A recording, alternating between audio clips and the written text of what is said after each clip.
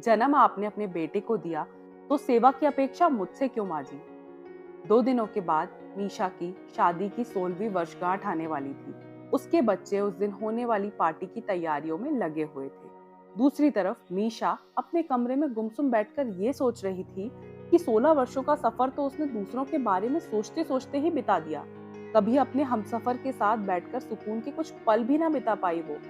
जो उम्र बेफिक्री और बेबाकी से खुशियों को महसूस करने की थी, उस नई उम्र में तो वो दोनों पति पत्नी परिवार वालों का मुंह ही देखते रह गए कि कहीं किसी का मुंह ना फूल जाए, सब संतुष्ट रहें। और आज जब वो उम्र के 40वें पायदान के आसपास खड़ी है, तो आज वो उस दर्द को महसूस कर पा रही है जो उसने पीछे खो दिया था। अब परिस्थितियां चाहे जितनी भी अनुकूल क्यों ना हो जाएं, बीता हुआ समय और वो उम्र तो वापस नहीं आ सकती ना। उसको वो दिन याद आया जब वो विदा होकर ससुराल आई थी। तो मन में कितनी उमंगें, कितने अरमान, कितना उल्लास और कितनी खुशियां थी। तरुण को पति के रूप में पाकर बेहद संतुष्ट थी मीशा। आखिर एक समझदार और प्रेम और आदर देने वाला साथी हो तो औरत को और क्या चाहिए होता है। दूसरी तरफ उसकी सास अनीता जी बेहद तेज और तर्रार, जिद्दी स्वभाव की महिला थी। परिवार के हर सदस्य पर अपनी मर्जी थोपना और सबको अपने हिसाब से नाच नचाना उनकी आदत में शुमार था। यहाँ तक कि वो अपने पति दीपेश जी को भी कुछ नहीं समझती थी। मीशा को तरुण का व्यवहार देखकर हमेशा यही लगता कि शायद ये अपने पापा को माँ से हमेशा दबा हुआ देखकर खुद भी दबे सहमे रहते हैं। तरुण अपनी माँ की हर जायज और नाजायज बात पर चुप ही रह जाते थे और उन्हीं को देखकर मीशा को भी सब कुछ चुपचाप सहना पड़ता था, क्योंकि वो अपने सीधे साधे पति को अपनी तरफ से दुख नहीं देना चाहती थी।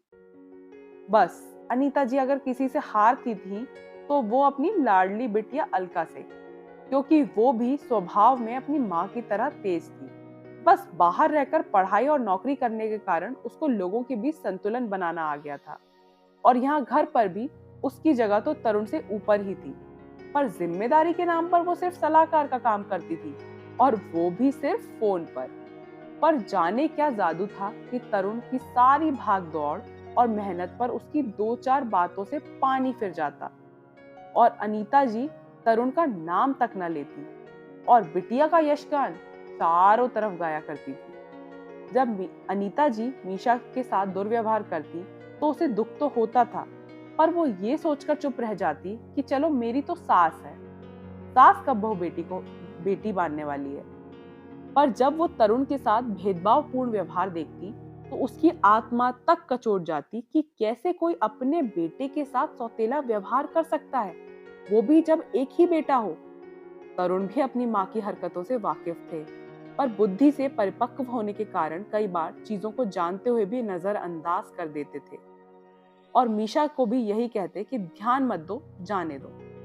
और पति की बात को मानते हुए मीशा अनीता जी के किए गए भेदभावपूर्ण रवैये, फिर चाहे वो छोटे से काम के लिए भी थक कर सोए हुए तरुण को बेफिक्री से जगा देना हो और वहीं पर बिटिया रानी रिमोट लिए बैठी हो और उनको डिस्टर्ब ना करना हो, या फिर मीशा को शादी में मुंह दिखाई में मिले उपहारों को अपने पास रखकर अलका को पसंद करा देना, ये कहकर कि देख लो बेटा, ये सब कुछ मेरे व्यवहार से मिला है, तुम्हें जो पसंद हो तुम ले लेना।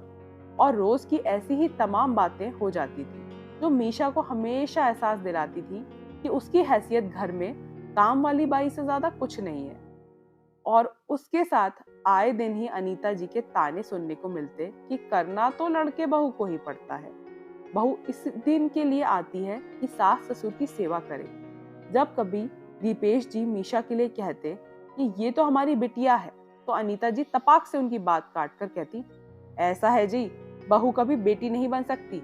और मीशा मन महसूस कर रह जाती। उसको पिता तुल्य ससुर के स्नेह से भी वंचित कर देती थी अनीता जी। तरुण सब कुछ समझते हुए भी बेटे का फर्ज निभाने को तैयार रहते थे। आज स्थिति ये हो गई थी कि अब मीशा का चित्त फट गया था सबसे। अब वो पहले की तरह शांत चित्त की जगह चिड़चिड़ी हो गई थी। अब वो अपना शेष जीवन सुकून से बिताना चाहती थी। एक दिन अनीता जी फिर से बातों बातों में ज्ञान देते हुए बोली, भाई आजकल की बहुएं तो सास की सास बनकर रहती हैं, कोई सेवा भाव नहीं, कोई आदर सम्मान नहीं, जबकि सास ससुर के प्रति जिम्मेदारी लड़के बहू की होती है। जो माता पिता की सेवा नहीं करते वो कभी सुख नहीं पाते। वैसे तो ये बातें मीशा पिछले 15 सालों से निरंतर शांत होकर सुन लेती थी, पर पिछले 1 साल से उसको इन सब बातों से अनिच्छा सी हो गई थी। और आज सालों के बाद उसके अंदर का गुबार बाहर निकलना चाह रहा था। अचानक अनीता जी की बातों को बीच में ही रोककर मीशा बोली, ऐसा है माँ जी, ये सब बेकार की बातें हैं कि बहू सेवा करने के लिए ही आती है। बहू आपके बेटे की पत्नी बनकर आती है, वो घर का महत्वपूर्ण अंग होती है, जो कि उसको कभी माना नहीं जाता। अगर उसको स्नेह और अपनापन दिया जाए तो वो आपको आपकी अपनी औलाद से ज्यादा मान सम्मान और प्यार देगी। पर अगर उसको सिर्फ बेवकूफ ही समझा जाएगा तो एक समय के बाद वो भी आप जैसी ही बन जाएगी। और माफ कीजिएगा माँ जी, आपको ये बात उसी तरह समझनी चाहिए जिस तरह आपने मुझे कई बार समझाने की कोशिश की कि बहू कभी बेटी नहीं बन सकती। आप भी समझ लीजिए कि जन्म आपने अपने बेटे और बेटी को दिया, रातें जगकर उनके लिए बिताई, कष्ट अपनी औलादों के लिए उठाया, तो फिर अपेक्षा दूसरे की औलाद से क्यों करती हैं? मेरे लिए कौन से कष्ट सहे आपने? मेरी तो बीमारी को भी बहाना ही समझा गया। मेरी वजह से किसी का जीवन प्रभावित नहीं हुआ, फिर सबकी वजह से मैं ही क्यों अपनी इच्छाओं को मारती गई? और जब काम हो तो फिर हर काम के लिए मैं ही क्यों आगे आऊं? और सीधी सी बात यह है कि जब आप तरुण के बारे में सोचती तक नहीं है तो आप बहू की क्या बन पाएंगी? आपके लिए तो बेटी ही सब कुछ है, तो आप आराम से उसी के से सारी अपेक्षाएं रखिए और अपना सब कुछ उसी को दे दीजिए। यकीन मानिए, मुझे अलका से कोई समस्या नहीं है, बस मुझे मेरे हिस्से का सुकून दे दीजिए जो मैं 16 सालों से ढूंढ रही हूँ। बोलते बोलते मीशा की आंखों से आंसू अनवरत बहते जा रहे थे और अनीता जी अपने कर्मों का चलचित्र तटस्थ होकर सुन रही थी। पास खड़े तरुण और दीपेश जी की आंखों की कोरें भी भीग गई थी और आज तरुण को भी एहसास हो गया था कि उसकी वजह से मीशा ने अपनी उम्र का एक स्वर्णिम दौर खो दिया था और आज उसने मन ही मन ठान लिया था कि वह अब आगे से मीशा की इच्छाओं का दमन दूसरों के लिए कभी नहीं करेगा। उसकी पत्नी हर उस खुशी की हकदार होगी जो आज तक उसने दूसरों के लिए खोई है। कहानी समाप्त हुई। अगर कहानी पसंद आई हो तो वीडियो को लाइक करना, चैनल को सब्सक्राइब करना। मिलेंगे अपनी अगली कहानी में, तब तक के लिए कहानी वाली एकता को आज्ञा दीजिए। धन्यवाद।